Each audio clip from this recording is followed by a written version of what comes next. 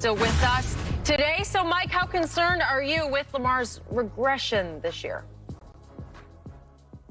I'm not concerned at all with Lamar. I think with Lamar, you can teach him to do anything possible on the football field, and he can conquer it. I think he's just that talented. I think he's just that competent. What I am worried about is the scheme that the Baltimore Ravens is running, and the teams are catching up with the scheme. And what I don't want to happen with Lamar is what happened with Tyrod Taylor under Greg Roman and his offense. And his offense can be dynamic, and I love what they do. And they can come out and they can shock you at times. But, you know, when teams have a chance to scheme it, you know, it tends to slow down and get stymied a little bit, and it is not as fluent as we would think it should be.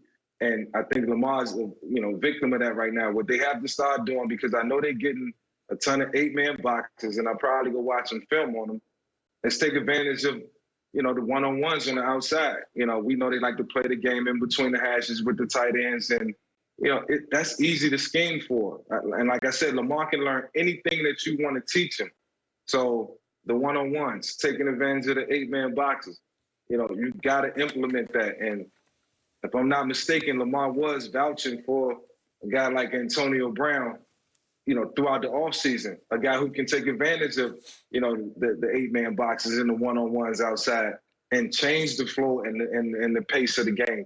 So, there's no excuses as, to why we should think it's been a regression for Lamar, because that somewhat has been. But, when you're running the same scheme over and over again, teams are going to start to catch up with that. So things have to happen, moving forward, and it's going to have to happen fast, because it's a lot of football to play, and there's some good teams out there that can scheme and know how to stop, what you're trying to do if it all looks the same. I'm not overly concerned with regression. I'm more concerned with that I haven't seen progression. That's what I'm concerned with. And we keep talking about it, because here's the thing, Mike. I believe he has the receivers. Hollywood Brown can beat one-on-one coverage. I believe they have some guys that can beat one-on-one coverage. But are we sure, is where Lamar is right now, that he can consistently get to that and throw that and complete that? You're talking to a guy that, if you look at, Skip and I talked about this earlier, in big games, and I listed 3 games against Kansas City, 2 games against Pittsburgh, and the playoff games. He's 1-6, 9-8, 9 touchdowns, 8 interceptions, 53% completion percentage. Mike, in today's game, if you're not in the mid-60s, you bull jiving, because the game is so spread open, the way they protect the receivers, all the incidental contact, the way they protect the quarterback. That's why you see a lot of these top quarterbacks, they 65, 70% of completion percentage. If you look at his numbers against the other teams, he's 23-1, 123, lost 1, 65% completion, 13 turnovers. In the other 1-6, he's 14 turnovers. So he's turned the ball over in 7 games more than he's turned it over in 24 games. The regression, I'm not worried about regression. I'm worried about progression, because in order for him to get to where he ultimately wants to be, he's going to have to throw the football. But, Mike, I know you noticed this. Tampa was one of the teams that gave you problems.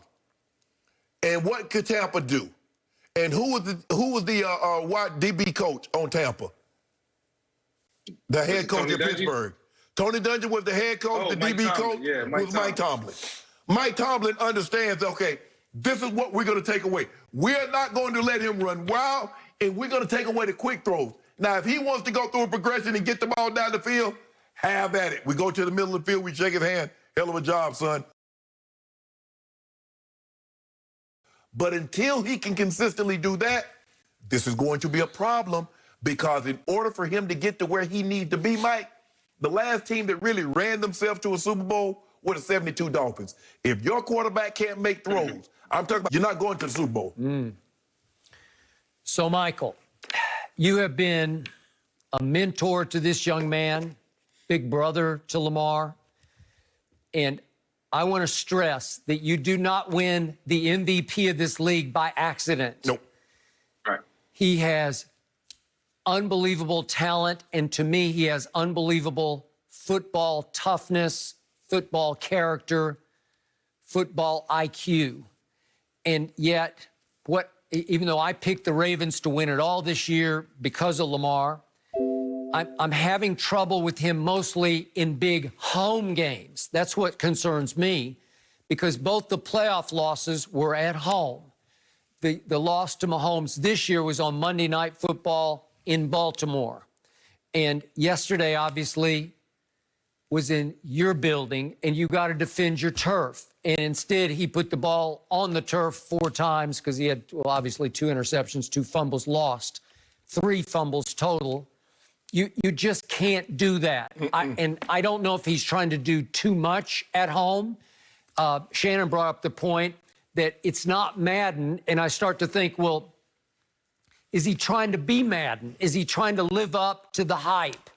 You remember, Michael, what happened to you, the Michael Vick experience in Atlanta? Were there times when you tried to do too much because you were trying to live up to outrageous, just runaway hype? Address that, if you would.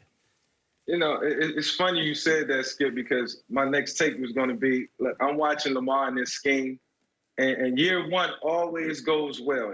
It's always, you know, things that surface that people never seen, and you know, he rushes for 1,000 yards, and it happened with me. My first year in the West Coast system, you know, when Jim Moore joined the 49ers, it wasn't the system for me, but I made it work. You know, I ran close to 1,000 yards. Long story short, we went to the NFC Championship game, and I'm thinking the next year it's going to be easy. We'll get back, and teams started to watch film. They caught up with the scheme. All of a sudden, you know, what I was doing wasn't working anymore. And I'm like, you know, looking at it like, I got to be this type of player. I got to be dynamic. I got to rush for a certain amount of yards. I got to throw for a certain amount of yards. And it just wasn't there because the defense is a scheme to stop the run and then take away the pass. And, you know, I just felt like I was in a situation where I couldn't win. And you get caught up in the things that you've done the year before and the successes that you've had, and you think it's just going to come naturally, but the scheme has to evolve. And that's why I say now they have to go through some things, go to some, you know, one-on-one type of throws. We don't know if Lamar can do it, if he's regressed from that. We know he has to go out and do it and try it in order for us to see if he can actually do it. And that's the only way it's going to happen. If not, when they run up against the tougher teams and better defenses, we're going to see what we've seen in the playoffs and what we've seen yesterday, because those guys scheme for this, and they scheme to take away the things that you don't do so well.